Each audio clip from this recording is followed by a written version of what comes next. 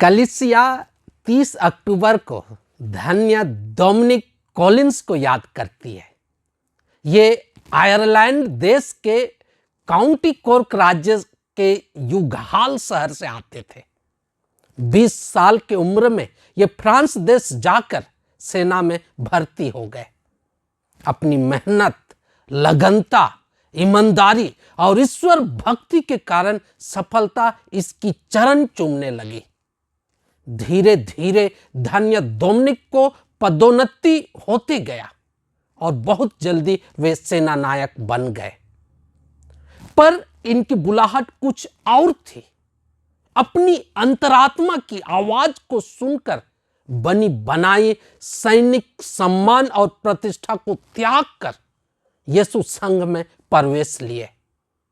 Spain देश के संटियागो में अपना धार्मिक प्रशिक्षण लेकर धर्म संघीय जीवन जीने के लिए व्रत धारण किए।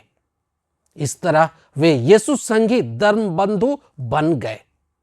बाद में आयरलैंड चले गए, जहां यीशु संघी भाई रहते थे और उनके साथ मिलकर प्रेरिताई कार्य करने लगे। वहां अंग्रेज कैथोलिकों को पसंद नहीं करते थे। उस समय कैथोलिक विश्वासी उनके बड़े दुश्मन थे। उन्होंने धन्य डोमिनिक कॉलिंस को पकड़ लिए और उन पर दबाव डालने लगे कि वह अपना कैथोलिक विश्वास छोड़ दे। पर उनका हर कड़ा से कड़ा प्रयास व्यर्थ हो गया, क्योंकि धन्य डोमिनिक विश्वास त्यागने के बदले कष्ट सहना स्वीकार किए। अंततः ख्रिस्त विश्वासी होने के कारण धन्य डोमिनिक को प्राणदंड की सजा मिली। जब सैनिक इन्हें मृत्यु स्थल की ओर ले जा रहे थे, उनमें कोई डर भय नहीं था। उनमें साहस और दृढ़ता स्पष्ट झलक रहा था। अन्य लोग चाहते हुए भी विरोधियों के डर से इनके समर्थन में सामने नहीं आए। इसने फांसी के फंदे को सहर्ष स्वीकार किया। फांसी लगने से पूर्व धन्य डोमिनिक वहां उपस्थित लोगों को स्पेनिश, आयरिश तथा अंग्रेजी में धर्मोपदेश दिया। लोगों को बताया कि क्यों वह सैनिक की नौकरी छोड़कर धर्म बंधु बना और आयरलैंड आया। उन्होंने यह भी बताया कि ख्रिस्त धर्म विरोधी लोगों को गलत शिक्षा देते हैं, इसलिए विश्वासियों को सतर्क रहकर विश्वास में दृढ़ रहना होगा। इंग्लैंड की धर्म घोषणा गलतियों से भरी पड़ी है। उनके शिक्षाओं में संत पिता के प्रति गंदी और अपमानपूर्ण तर्क एवं बातें होती है जो सही नहीं है। इस तरह से अपने जीवन के अंतिम क्षण में भी ख्रिस्त विश्वास और कैथोलिक कलीसिया के सिद्धांतों को बताकर सच्चा साक्षी बना। इन बातों को सुनकर कलीसिया विरोधी आग बबूला हो गए। धन्य डोमिनिक की बोलती बंद करने के लिए उनके गले में फांसी का फंदा डाल दिया।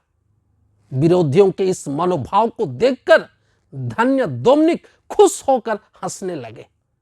इस प्रतिक्रिया से विरोधियों को हैरानी हुई और वे कहने लगे, यह कैसा व्यक्ति है जो इतनी खुशी से मृत्यु के लिए जाता है।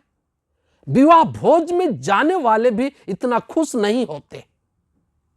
इसके प्रत्युत्तर में धन्य डोमिनिक ने कहा, लोगों को बचाने के लिए मैं ऐसी हजारों मृत्यु सहने को तैयार हूं। बाद में ऐसा कोई व्यक्ति तैयार नहीं हुआ जो उनके फांसी के फंदे को खींचे, क्योंकि उनके धर्मोपदेश से वे बहुत भयभीत हो गए थे।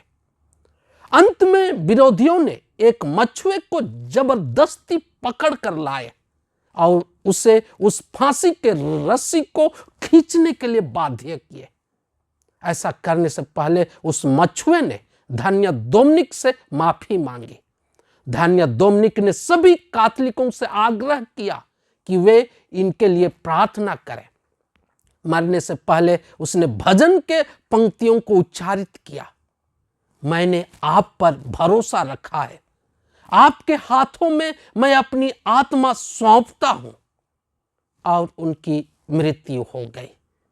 मृत्यु के बाद करीब 3-4 घंटे तक वे लटके रहे और फिर अपने से इनका शव धरती पर गिरा।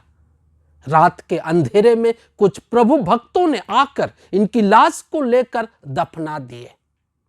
1992 ईस्वी में संत पिता यूहन्ना पौलुस द्वितीय ने 16 अन्य आयरिश शहीदों के साथ डोमिनिक को भी धन्य घोषित किए।